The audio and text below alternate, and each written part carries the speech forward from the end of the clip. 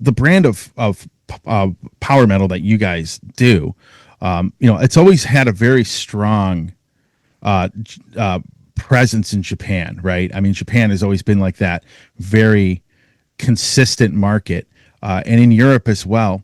But for whatever reason, and I've never understood this, in the United States, just in general, when I talk about power metal, I'm talking about you guys, bands like Halloween, bands like, maybe Blind Guardian, Gamma Ray, whatever. They've never caught on here like they did, like they have in Europe and, South America and stuff like that. Whereas at one point, the Scorpions made it big here. Accept always had a very big market here. But, why has it been difficult for bands that play your brand of music to really, do you think, to really kind of catch on and get a lot bigger here in the United States? Well, Tony, time has changed as well, So, I mean, if we would be a band like Scorpions or the Accept and so forth in the 80s, maybe we would have been there much more times and more successful as well. Mm-hmm. It's also a matter of time, in my opinion. And the market has changed, as we all know. Spotify and TikTok and everything, and all those names, changed a lot of things as well. Political stuff has changed a lot. It was always very hard for a band to come and play there. And we know that in America is a market where you have to come and play.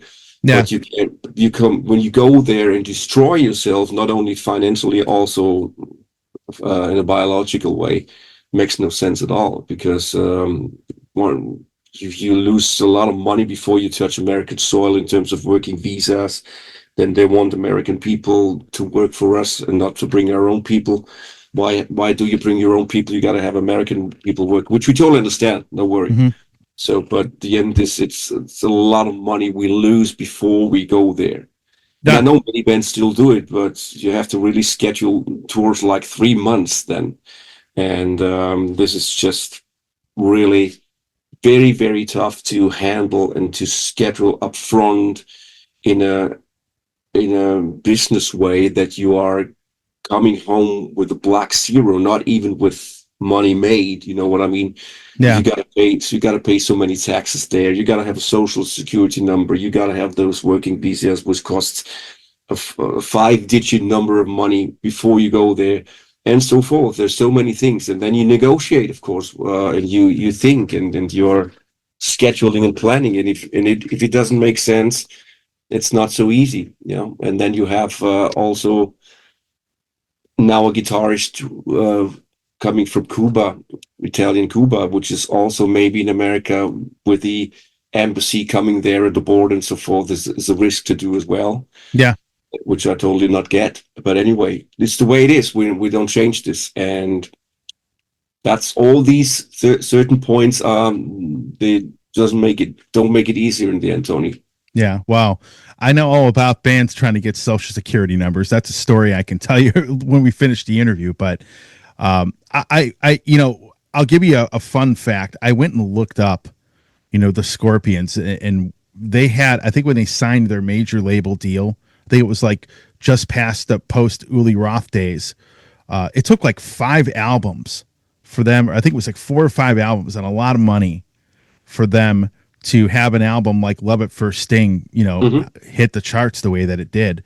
And it's always been difficult for bands just from Central Europe. It's always been because I think, you talk about times and how things have changed. Most of the money and the backing back then was in the UK and the US. You had like your John Kolodner's and a lot of these, EMI, and then you had, David Geffen. I mean, so you had all of these big backers back then. That's where most of the money was, backing music. And, bands from Germany or Central Europe for that matter, it just wasn't something that was easy for people to do. Right. Yeah. I mean, you had to release, 3 or 4 records before they probably broke even over. Yeah, we come back to the point with the consistency in the end. I mean, we've been there and we did several stuff and we know how it is. And we were there 4 weeks, which is too short for the entire country. Yeah. And in the end, you're still totally dead and almost bankrupt. Yeah. No, I get it. Yeah. Well, I got to tell you, man, I've always had a fondness for you and this band and how good you guys have been. And I always reminisce and go back to the first interview I ever did, and we talked about music for probably 15 minutes, and we talked about Formula One racing for like another 45. It was a pretty fun. And now we almost have an hour already again. That's right. Well, it's funny because I remember that was back when you had the Flying Finn versus Schumacher. And then I think Schumacher broke his leg that year. I don't remember what. Yeah, I think it was. Yeah, that was when he had that. But I remember we were talking about that, and I'll tell you what, that song, Formula One on the first record, still one of my favorite songs you guys ever recorded. Just not just the lyrics and what it's about, but the just the way it's written is really cool. So Yeah. I still You know go where back. it comes from. I do, but I always want to tell you, and I told this to a couple of other people I just spoke to recently.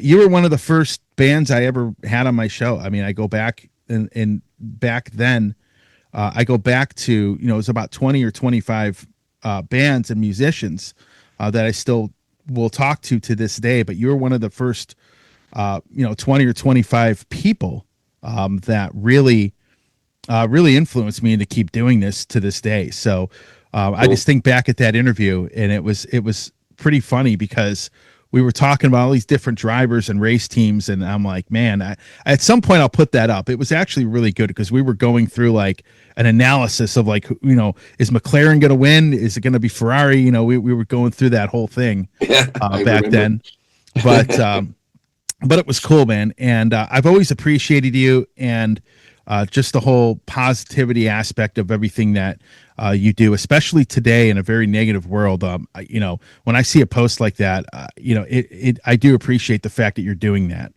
because you do have a following, you do have an influence on people, and you're using it to kind of spread a positive message for people. Yeah, thank you. I mean, I can just give it right back to you, Tony. You are down to earth guy. I mean, we always love to talk to each other, and you have this certain really positive respect. I don't know how to explain, because you always understand things without having your implanted opinion or what. Of course, everybody has his opinion, but it's hard to explain for me that I totally get from your writing on socials as well, and from your stuff you say on your show, that you are a grounded person and positive and a good guy. Well, I've had And thank you for everything, what you've done for us and what you still do. Yeah.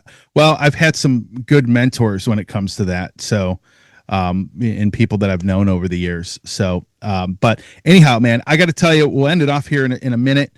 But I got to tell you, I think the album is fantastic. I think if I were to describe it, it is definitely very, very, an album that's has a lot of songs with some very catchy choruses. And, Yes. I think people are going to dig it. So, Thank you so much. with that said, any last words to say to the fans of the band, and what can they look forward to? You got a lot of tour dates obviously coming up, Yeah. in the fall. What can they look forward to for this upcoming tour and this album? Yeah, we're gonna do new songs, of course. We're gonna play old songs we never played. We have a new lineup, so it's an eye catcher, as you can tell. And it's just, we're really looking forward. Again, everybody says it all the time, but again, I have to say it's different again this time, and it's giving some fresh wind, and people can really look forward to see the show. We are working on it right now already for the tour in fall, to have good ideas and also stage set and so forth, and working on the set list. So we're really busy on that, and I want to say thank you for your support out there, who always, the people who always stick to Primal Fear, because what we deliver somehow, and we do it in a very honest way, that we write music which comes from our heart, from our blood. And so that's the reason why I'm so grateful that you are still there with us, and that you're out there and we see us out there. Okay. Always, man. Like I said, it's refreshing to see people like you out there in the scene. As you know, the music business is not the most positive of things in a lot of ways, but I would say that you're definitely one of the people that, in my opinion, is always kind of one of the more positive forces in it, because as well as I do, that it can be a very brutal business to be a part of. So, Oh, yes. Well, yeah. yes. All right. Well, hey, Tony, man. thank you so much. Hey, everybody. Tony here from the Metal Command podcast. Again, I appreciate your support. Since 1998, I have hosted this show in one form or another, starting off in radio and now in the podcast format. Again, thanks for watching. And if you like what you see and hear on this show, by all means, please hit the subscribe button, hit the little bell to be notified anytime I do post a video. And if you see this program on any other form of social media, please give me a follow there. Again, I always appreciate your support.